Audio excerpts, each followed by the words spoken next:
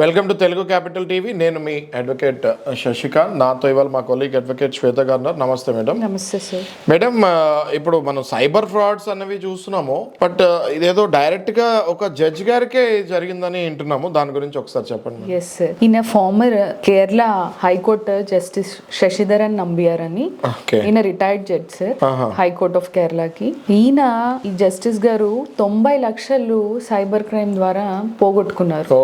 All his savings, జీవితకాలం మొత్తం సంపాదించుకుందంతా ఆయన పోగొట్టుకోవడం జరిగింది. దీనికి సంబంధించి ఒక ఎఫ్ఐఆర్ అనేది రిజిస్టర్ అయింది at hill palace police station ఎర్నాకులంలో. అయితే ఈయన ఫస్ట్ అడిషనల్ జడ్జ్ గా పనిచేశారు. ఆ తర్వాత green tribunal, national green tribunal ఉంటుంది కదా, దానికి కూడా జడ్జ్ గా పనిచేశారు.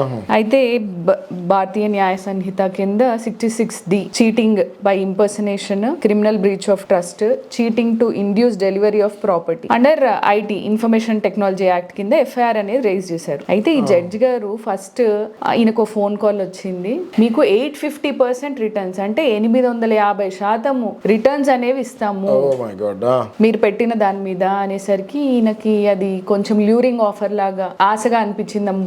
90 లక్షలు పెడితే 850% రిటర్న్స్ అంటే ఇట్స్ వెరీ హై అమౌంట్, మనం జీవితం మొత్తం కూడా సంపాదించిన.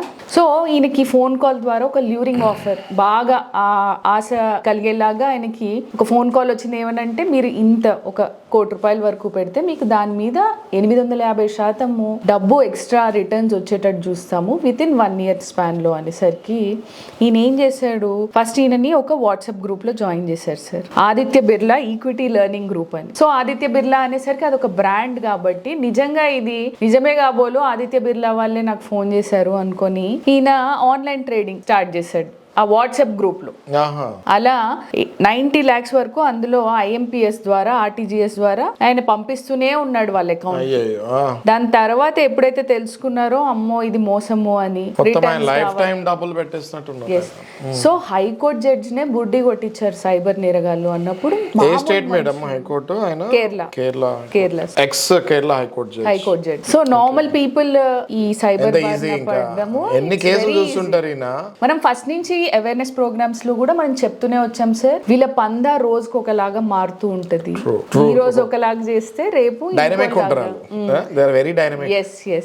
రోజు ఒకలాగా ప్లాన్ చేసి ఎవరిని వీక్ పాయింట్స్ మీద కొట్టాలి, ఒకరికి ఆశ చూపించడము, ఒకళ్ళని భయభ్రాంతులకు గురి చేయడము, ఒకళ్ళని డిజిటల్ అరెస్ట్ అని భయపెట్టేయడము, ఒకళ్ళకి ఇంట్లోనే ఉండి డబ్బులు మీరు బోల్డ్ అంత సంపాదించు అనడము, ఆన్లైన్ గేమింగ్, ఇలా రకరకాల ట్రాప్స్ లో పడుతున్నారు సార్. మనం ఎంత అవేర్నెస్ క్రియేట్ చేసినా గానీ రోజుకి బోల్డ్ అన్ని కేసులు సైబర్ పోలీస్ స్టేషన్ లో రిజిస్టర్ అవుతున్నాయి. People should be very aware of all such things. మీరు సైబర్ నేరగాల్లో ఉచ్చులో పడకండి. వాళ్ళు యూజ్ చేసే ఆయుధాలు ఏంటి అని అంటే ఫస్ట్ మీకు ఆశ చూపించడము, ఎక్కువ డబ్బులు వస్తాయి అని, అంటే ఈజీ మనీ మేకింగ్, తొందరగా డబ్బు సంపాదించుకోవచ్చు అనేది.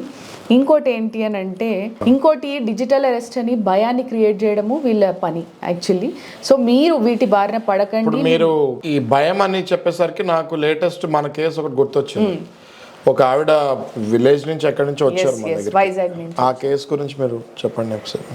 సార్ ఆవిడ ఏంటంటే 2 లక్షల రూపాయలు లోన్ భయం అన్నారు కాబట్టి నాకు అది గుర్తొచ్చింది. అప్లై చేసింది. అతను మీరు ముందు 15,000 కడితే అప్రూవ్ అవుతుంది మీకు లోన్ అని ఫస్ట్ ఇనీషియల్గా తక్కువ అమౌంట్ నుంచి 15,000 నుంచి స్టార్ట్ చేసి 2 లక్షలు లోన్ అడిగే ఆమె 15 లక్షలు వాడికి ఎందుకు కట్టింది అని, అసలు అంత అమాయకంగా ఎట్లున్నావు మనం ఇట్లా కట్టడం ఏంది, అసలు నీకు 2 లక్షలే లేవు 15 లక్షలు ఎక్కడి నుంచి వచ్చాయంటే చుట్టుపక్కల వాళ్ళ గోల్డ్, ఇట్లా నేను పెళ్లి కేసుకు వెళ్తాను నగలు అని వాళ్ళ దగ్గర వీళ్ళ దగ్గర తీసుకోవడము, వాటిని గోల్డ్ లోన్ పెట్టడము, వీడికి కట్టడం.